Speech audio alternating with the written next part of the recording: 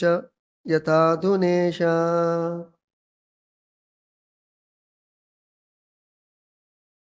भारं भुवो हर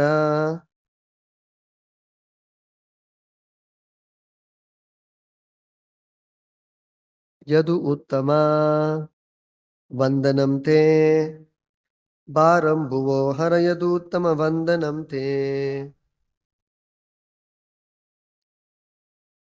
मत्स्याश्वकच्छप नृसिंहवराहहंस राजन्यविप्रविबुधेषु कृतावतार त्वं त्रिभुवनं च यथाधुनेश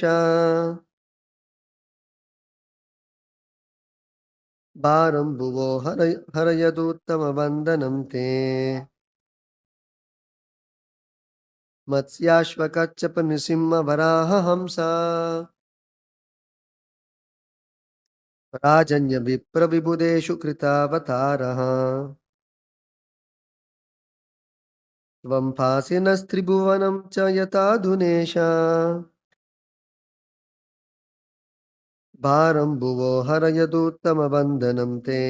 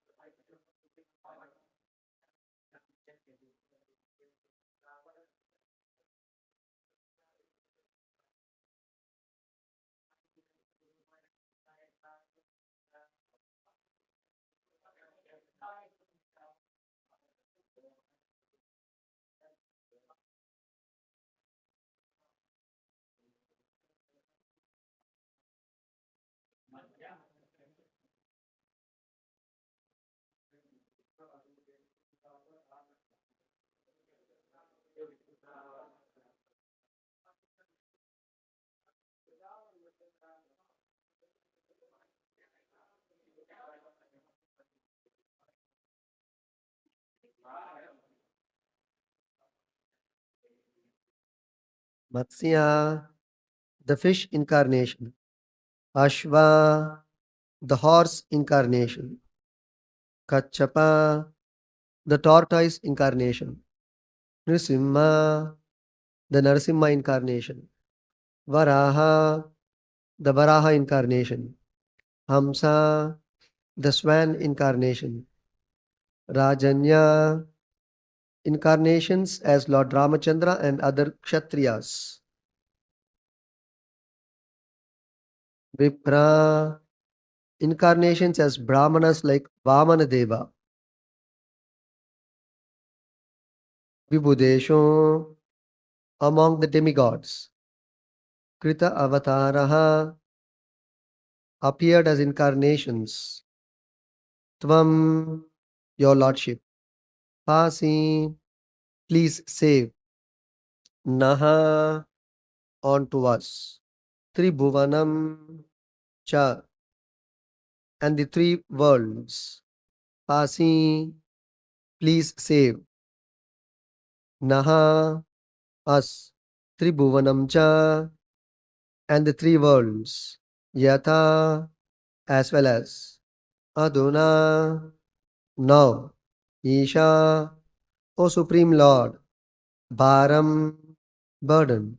Bhuvaha, of the earth. Hara, please diminish. Yadu Uttama, O Lord Krishna, best of the Yadus. Vandanam te, we offer our prayers unto you. Translation and purport by His Divine Grace, Srila Vaicharanaramvinda Bhakti Vedanta Swami Srila Prabhupada Ki Jai. Translation. O Supreme Controller, your Lordship previously accepted incarnations as a fish a horse, a tortoise, Narasimhadeva, a boar, a swan, Lord Ramachandra, Parashurama, and among the demigods, Vamanadeva, to protect the entire world by your mercy. Now, please protect us again by your mercy by diminishing the disturbances in this world. O Krishna, best of the Yadus, we respectfully offer our obeisances unto you. Can you repeat the translation?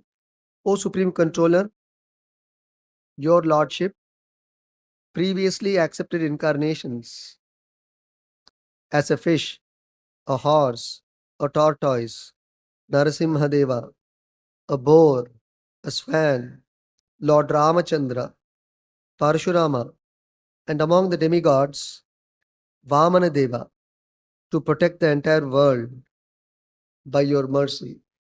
Now please protect us again by your mercy by diminishing the disturbances in this world. O Krishna, best of the Yadus, we respectfully offer our obeisances unto you. Purport. In every incarnation, the Supreme Personality of Godhead has a particular mission to execute, and this was true in his appearance as the son of Devaki in the family of the Yadus. Thus, all the demigods offered their prayers to the Lord, bowing down before him, and requested the Lord to do the needful. We cannot order the Supreme Personality of Godhead to do anything for us. We can simply offer him our obeisances, as advised in Bhagavad Gita. Man mana bhava mad bhakta, mad bhakto madhyachi mam namaskuru, and pray to him for annihilation of dangers. Thus ends the Bhakti of the purport and translation to Canto 10, Chapter 2, Text 40 of Srimad Bhagavatam. Om Ajnanatimirandasya Jnananjanashalakaya Chakshurunmilitam Yena Tasmai Shri Gurave Namaha Namah Om Vishnu Padaya Krishna Preshtaya Bhutale Srimate Bhakti Vedanta Swami Niti Namine Namaste Saraswate Deve Gauravani Pracharine Nirvishesha Shunyavadi Paschati Deshatarine Jai Shri Krishna Chaitanya Prabhu Nityananda Shri Advaita Gadadara Shri Vasadi Gaura Bhakta Vrinda Hare Krishna Krishna Krishna Hare Hare Hare Rama Rama Rama Hare Hare.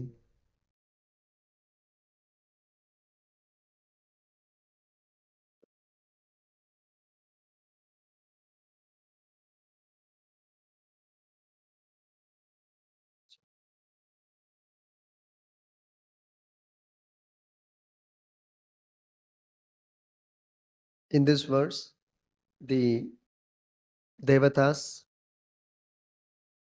are seeking protection from Lord Krishna, and they are offering their respectful obeisances, obliging the Lord to grant protection from all disturbances happening in this material world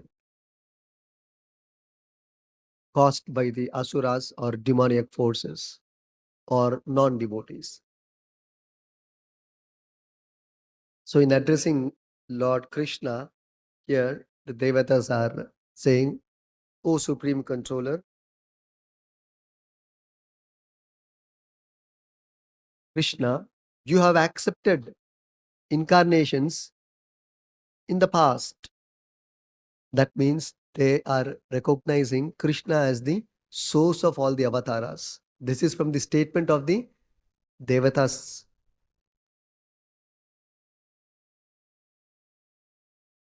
themselves.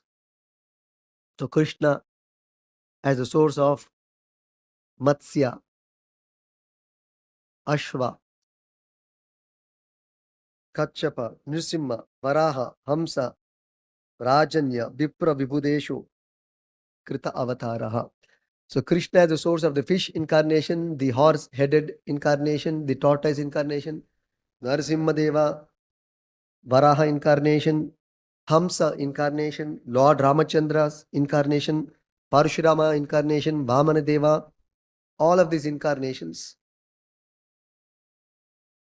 have come to this world earlier from Lord Krishna to protect the entire world by their mercy. So it is the statement of the scriptures and statement of the Devatas and many acharyas who are authorities in the spiritual subject matter that Krishna is the source of all the incarnations. And that is once again confirmed by the prayers of the demigods in these words. This is the 10th canto of Bhagavatam we are discussing. In the very beginning, in the very first canto, third chapter, text 28, Shukadeva Goswami, in that chapter also, describes Krishna as the source of all incarnations. And he describes it as he has heard it from Vyasadeva. So Vyasadeva, great rishis, Narada Muni. So the Lord himself is telling in Bhagavad Gita, number 1, Mattaha parataram nanyat kinchid asti dhananjaya mayi sarvamidam protam sutre manigana iva. So Krishna is saying, there is no truth superior to me.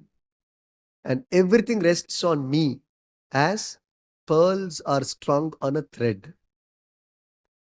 Then Krishna again says in Bhagavad Gita, Aham sarvasya prabhavaha matta sarvam pravartate. Everything is emanating from me, both spiritual and material. And he is the source of everything. There is no source for Krishna. So this is from the Lord. This is from Lord Krishna. From scriptures, if you see, Brahma Samhita very emphatically declares, which was spoken by Lord Brahma personally, Krishna, Ishvara, Parama Krishna, Sachidananda Vigraha. Ishvara Parama. There are many controllers, but Krishna is the supreme controller. Parama Krishna.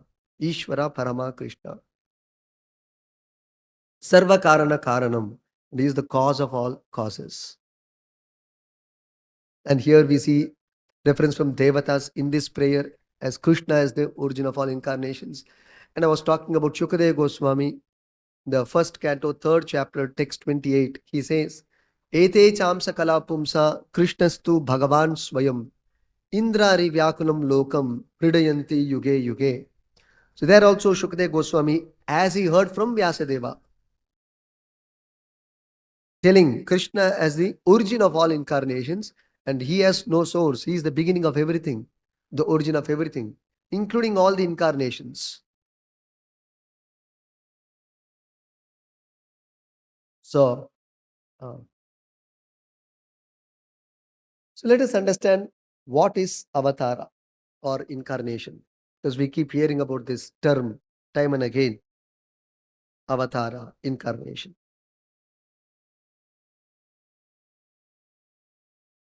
Technically, Avatara in Sanskrit means one who descends to the material world. Avatara actually means one who descends from higher plane to lower plane. That's the exact literal meaning of Avatara in Sanskrit. So these avatars, what is their source? That is described. They're all incarnations of the Supreme Lord Krishna, and they may be either expansions of Krishna or further expansions of his expansions. So they're called Kala or Amsha Kala technically. And these incarnations of the Lord, they eternally reside in the spiritual world. And each of these incarnations, they have their personal and particular planets in Vaikuntha. Each of them have. Like we saw Ramachandra, Narasimhadeva, Parashurama. So they all have their planets in the spiritual world. And they reside there. And from there, they come to this material world. In the spiritual world, there are unlimited Vaikuntha planets, and each of that Vaikuntha planet is headed by one Avatara of Krishna in the form of Vishnu. So there are many, many incarnations residing in each Vaikuntha planet and heading it. So unlimited Vishnu incarnations are there, and there are unlimited Vaikuntha planets in the spiritual sky. So these incarnations generally they come from there to this material world. And when they come to the material world, they are called Avatara. That is why Shukadeva Goswami says, and many acharyas have also confirmed this opinion, Krishna is also called an Avatara in the scriptures, because although Krishna is the origin of all the avatars, out of his causeless mercy and extreme kindness, he agrees to come to this material world, perform the role of an incarnation out of compassion, out of kindness for his devotees. So that's why Krishna is also counted among the incarnations, although he is the origin of all the incarnations. He is counted as an incarnation because he comes down to this world. Because Krishna also has got a planet in the Vaikuntha. He being the origin of all Vishnus, naturally he also has a planet in Vaikuntha. And that's called Krishna Loka, which is the highest Vaikuntha planet, as revealed in the Vedic literatures like Brahma Samhita, Srimad Bhagavatam, etc. So these incarnations, they appear in different planets, different universes, and they may even appear in different species. They may even appear in animal species, bird species, Devatas, among Devatas, as it is described here, among Devatas, he appeared as Vamana Deva. They may even appear in human society, even among Kshatriyas, even among Brahmanas.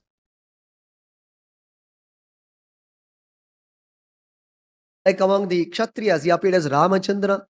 So they may appear in human species, bird species, reptile species, aquatic species, like we see the fish incarnation. Among the reptiles, among the aquatic species, he appeared. He may even appear combinations of these species, sometimes very strange and very peculiar, inconceivable. For example, Narasimha, half lion, animal species, and half human. A combined animal and human species appeared. There's one more example of another peculiar species called the Hayagriva. Is uh, uh, half horse and half bird. That is Hayagriva. Then he appeared among tortoise. Among the tortoises, the tortoise incarnation, Kurmamatara. So at will, he can appear in any species, in any planet, to fulfill a particular purpose. Then he may even appear, Krishna may personally come himself, or he may send his incarnation. Now, Krishna is not an incarnation. Krishna may personally come also, or he may send his incarnation, or he may send his expansion. Generally, expansion means the Lord himself fully. Like Baladeva is an expansion. Avatara is technically different. Expansion is technically different. Expansion is fully the Lord himself.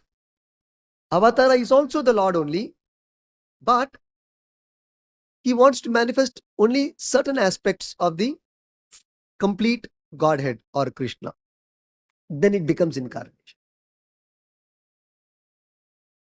For a particular purpose, and he displays only particular aspects of his personality. That is incarnation. So that's why it said, sometimes he comes himself, sometimes his different plenary portions or parts of the plenary portions or his differentiated portions, directly or indirectly empowered by him, descend to the material world to execute certain specific functions. So, meaning the Lord assumes different forms to come to this world, which is full of variety and which gives joy to the devotees and which rejuvenates the devotees and increases the devotees' confidence.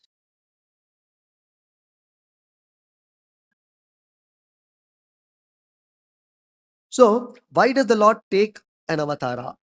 A question may be there. Why does the Lord take an avatara? There's a primary reason, there's a secondary reason. Primary reason is one. What is that? Devotees long to see and serve Krishna in particular ways according to their individual preferences and tastes and likes and moods. And the Lord obliges the devotee's desire. And he assumes that incarnation.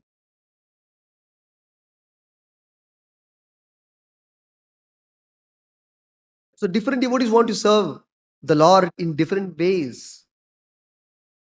And the Lord agrees to come in that particular way as desired by the devotee to serve the Lord. Like Hanumanji, for example, he wants to serve Ramachandra in the mood of servitude, not in the mood of friendship or love. So the Lord agrees to come as Ramachandra and acts as the master of Hanuman and accept the service of Hanuman in the mood of servitude. Because Hanumanji is the mood of Dasya. So he wants to offer the Lord the seva in that mode. The Lord agrees to accept his seva.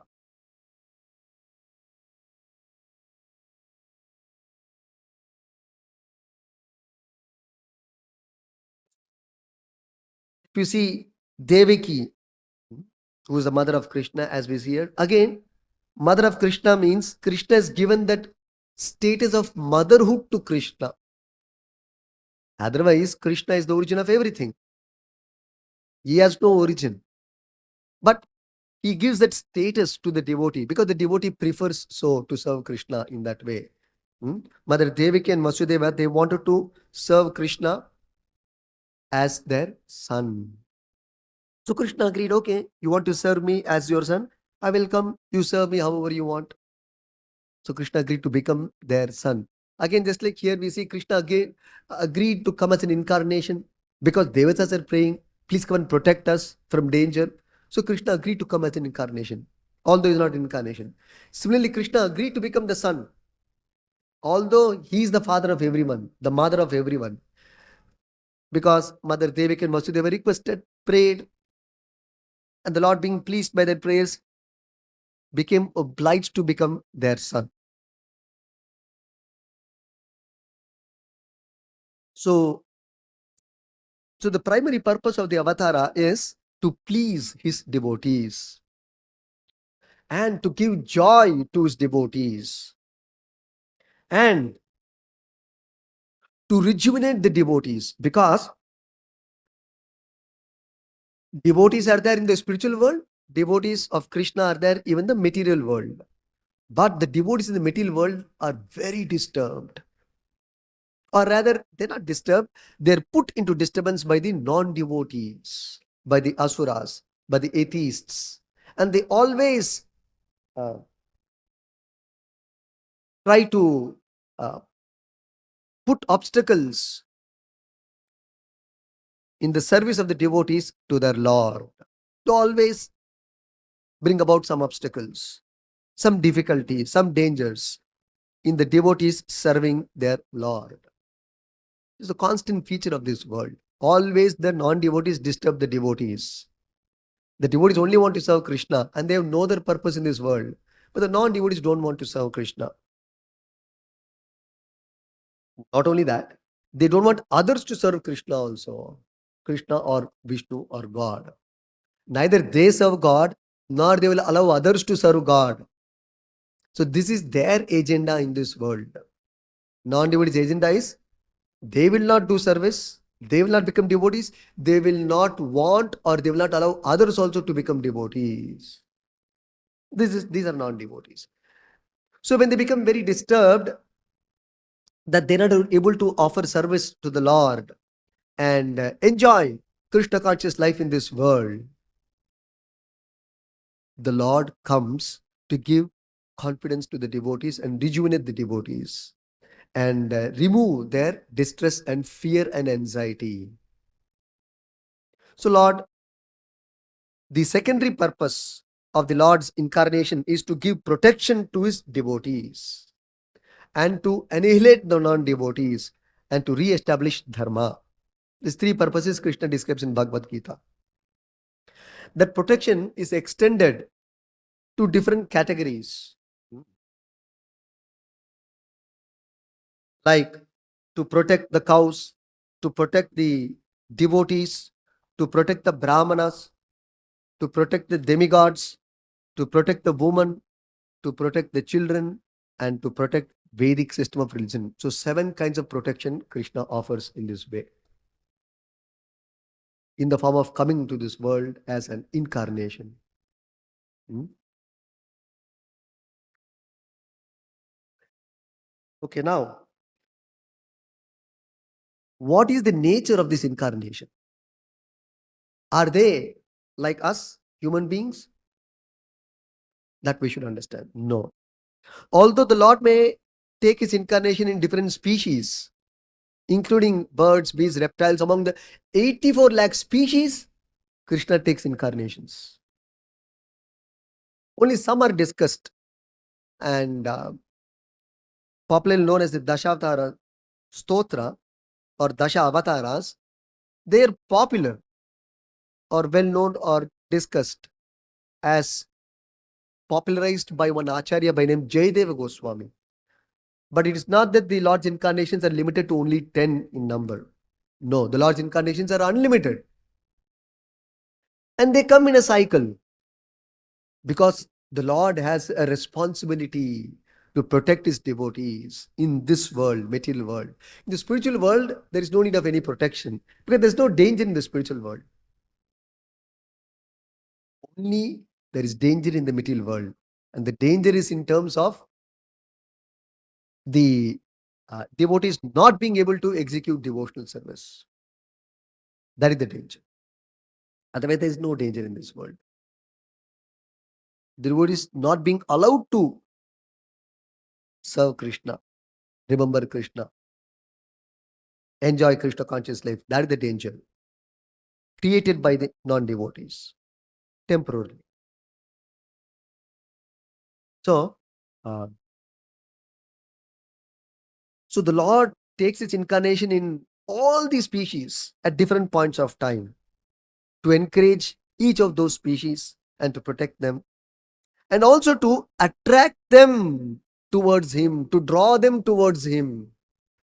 That's why He takes birth in the species of tortoise or even fish, because it's not only human beings who need liberation. Even fishes, tortoises, birds, beasts, the Lord wants to liberate even them and take them back to Godhead.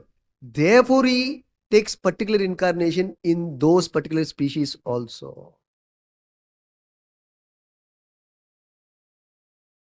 That's how we see when the Lord takes birth as a fish or as a wild boar, as Varaha or Matsya. Those particular species become very attracted. Oh, what is this wonderful species? Wonderful fish. What is this wonderful boar? Very attractive. Birds of the same feather flock together. So the Lord attracts all the fish species, attracts all the boars to Him in that way. Forget attracting the fish or the boar. When the Lord takes incarnation as a fish or a boar or a human being, even devatas come and offer their prayers and are very much awestruck, wonderstruck with the particular features which the Lord exhibits in that particular incarnation. Otherwise, as ordinary fish, ordinary boar, if you discuss the Leelas, you will see very, very obviously they are not ordinary fish and ordinary boar or ordinary human being. Hmm. So, that's to give them a chance to become attracted to the eternal Lord and thereby make their way back to Godhead. So even though the Lord appears in these different species, his body is not material. His body is not material. He does not accept a Panchabhuta form. It's very important to note. Hmm. When the spirit soul comes to this world, we are forced to accept a material body without choice. And we are forced to be under the laws of nature, laws of karma. But as far as the incarnation is concerned, he does not accept a material body. Therefore, Krishna says in the Bhagavad Gita, Sambhavami Atma Mayaya. He comes in the self same body. That means his spiritual body. The Lord's self same or original body is spiritual. Sachidananda. Sachidananda Rupaya is described in the Upanishads. Sachidananda Rupaya. His body is completely spiritual, not material. So he comes in the self same spiritual body from the spiritual world to the material world. Now, as spirit soul, we also belong to the spiritual world. The Lord also is in the spiritual world. But there's a difference between us and the Lord. When the spirit soul or the jiva comes to this world, he has to accept a material body. He has to come under the laws of nature or laws of karma. And he has to come under the influence of three modes of material nature. So these things are there. But when the Lord comes as an incarnation, or even personally as Krishna, he doesn't come under the control of karma or laws of nature or the influence of the three modes. So this has to be noted very, very importantly. So karma does not affect him. Three modes, three gunas does not affect him. He is not affected by higher and lower forms. When a spirit soul enters a fish's body, he goes into total tamoguna. Fish is considered to be in very high level of tamoguna as per the constitution. Fundamentally, there's a spirit soul in the fish, but he has accepted the fish's body. So that body imposes a tamasic influence on the Atma. So there are three kinds of influences upon the spirit soul. And these 84 lakh species of bodies, what we tell, they're all different effects of the three modes in different combinations on the spirit soul. That's all. This is the technical analysis and understanding of these 84 lakh species, how they are categorized and divided.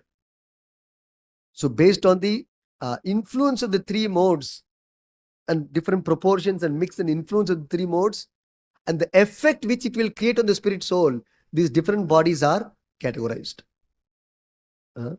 Beastly body,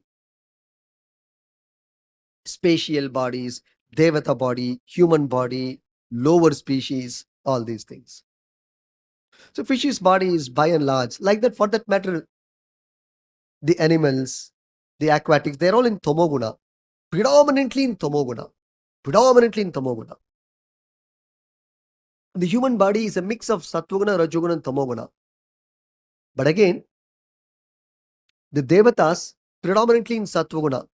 The Jivas in earthly planet, human beings in earthly planet, predominantly in Rajoguna. And the human beings in lower planets. So there are human beings in higher planets, there are human beings in earthly planet, there are human beings even in lower planets. And they're predominantly in Tamoguna. But the Lord is not affected by these higher and lower forms, whichever incarnation he takes. For example, he takes birth as among the Kshatriyas as Ramachandra. Or even Lord Krishna. Among the Devatas as Vamana Deva. Among the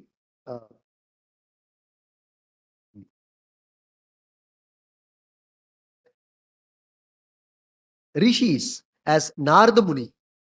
But he is not affected by the higher and lower forms. Of course,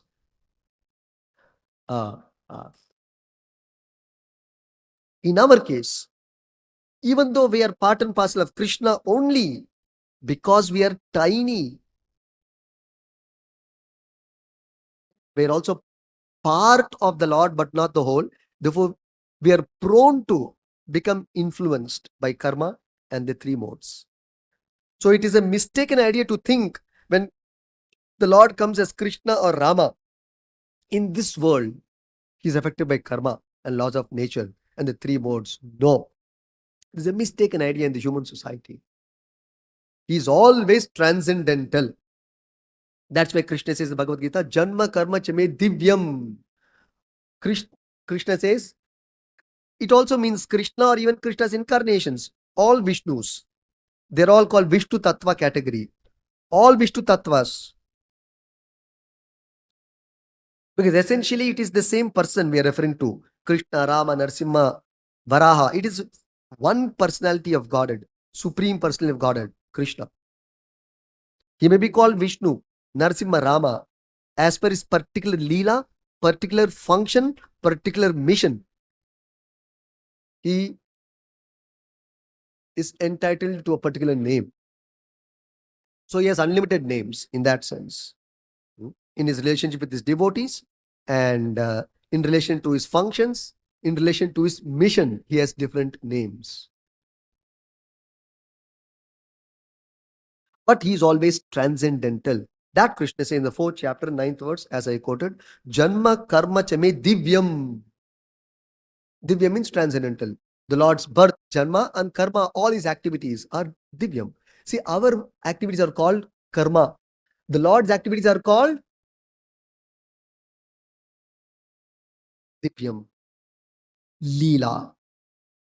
The Lord's activities are called Leela and our activities are called Karma. Or the Lord's activities are called Divya Karma. Divya Cheshta is another term used. Divya Cheshta. Transcendental activities. Which has no material reaction. One place Prabhupada explains nicely. Every action has got a reaction. So material action has got material reaction. Spiritual action has got spiritual reaction. Which is transcendental bliss. The spiritual reactions are 3 in number. Sat, Chit and Ananda. Action should bring about reaction. Here it is in the form of misery. And the spiritual world is a form of, it will offer you Sat reaction, Chit reaction and Ananda reaction.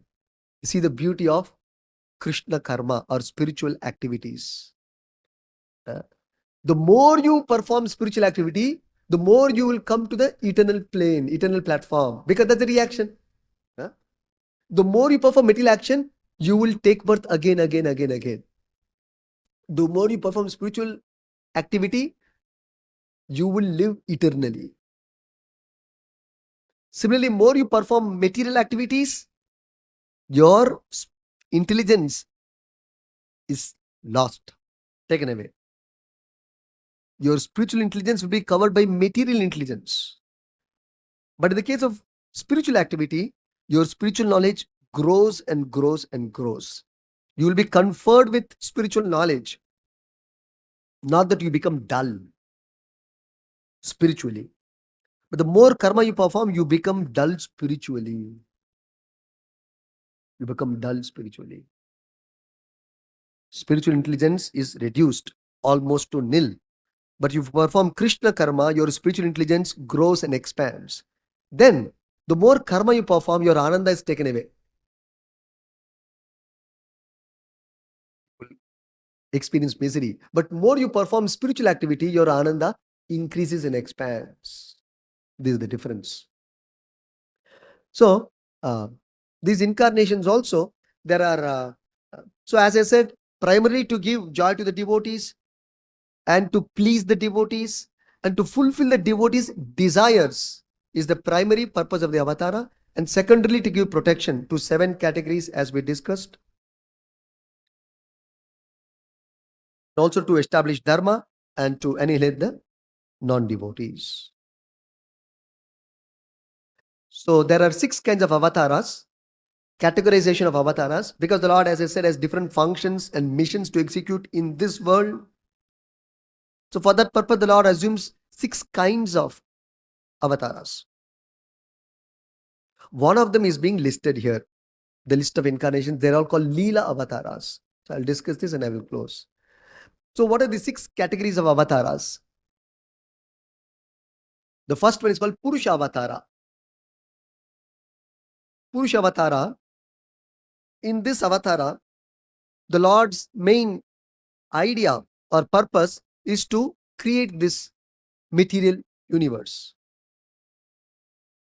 and to sustain the material universe and all the material elements and also all the jivas in this material world, because there are jivas in the spiritual world, there are jivas in the material world. So in order to create this material universe and to maintain this universe itself and to maintain the jivas in this world is the primary function of the Purusha Avatara.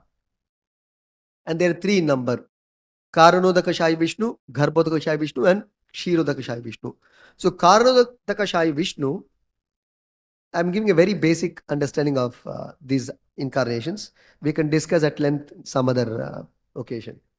So Karanodakashai Vishnu, he breathes out unlimited universes. As he keeps breathing, unlimited universes keep coming forth from his breathing.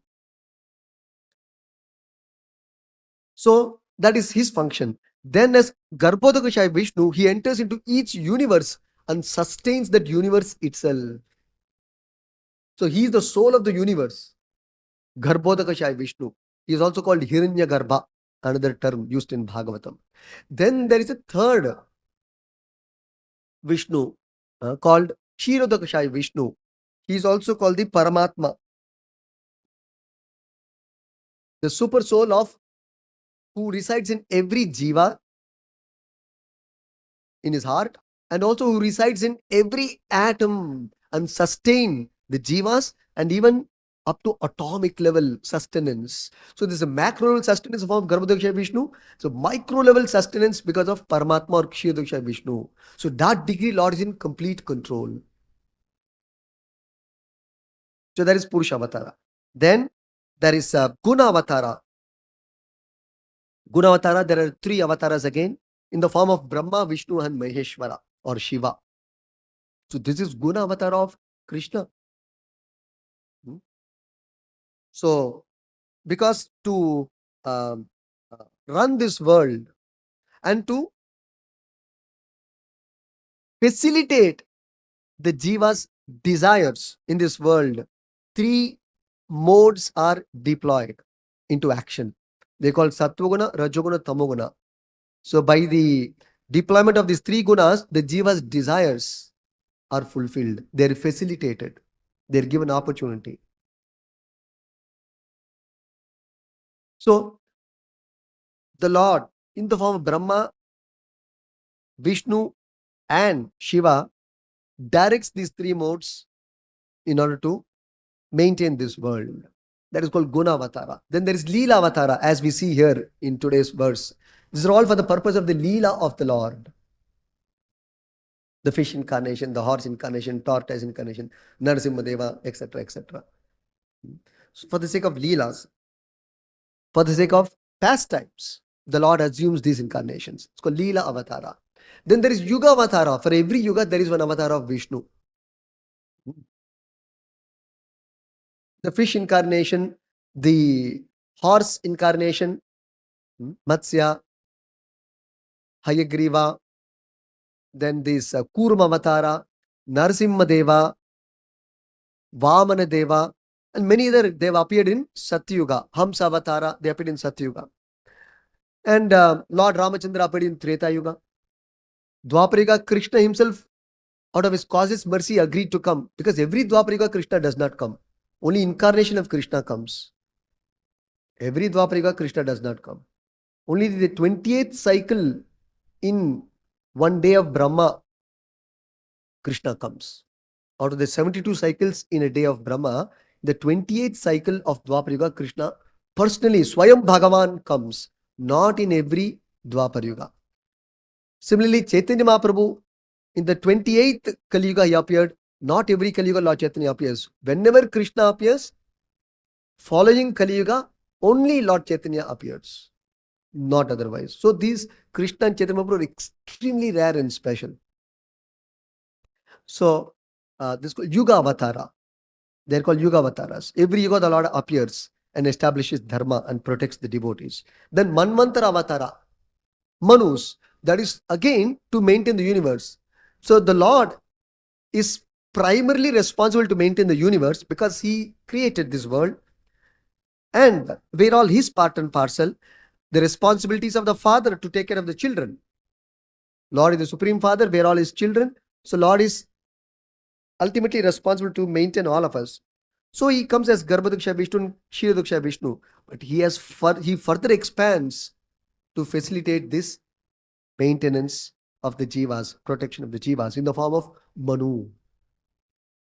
So Manus are the rulers of the universe, not planets, rulers of the universe. So there are 14 Manus in a day of Brahma. They come and go. So that is also discussed in Bhagavatam at length. In the earlier canto, it was already discussed. So they call Manvantara, rulers of the universe, on behalf of the Lord. Then finally, there is Shakti Avesha Avatara. These Shakti Avesha Avataras are actually Jivas, not Vishnu Tattva.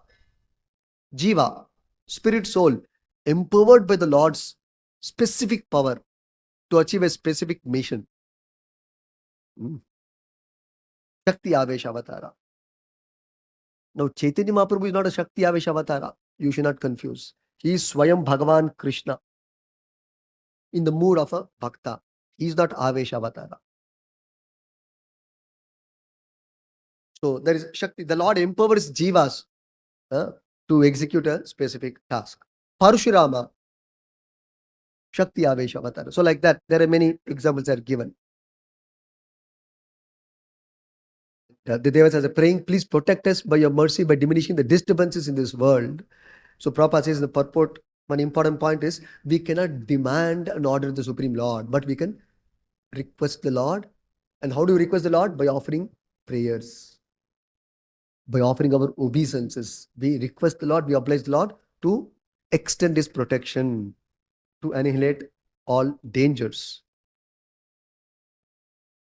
So I'll stop here. Vinantara Srimad Bhagavatam ki jai, Prabhupada ki jai.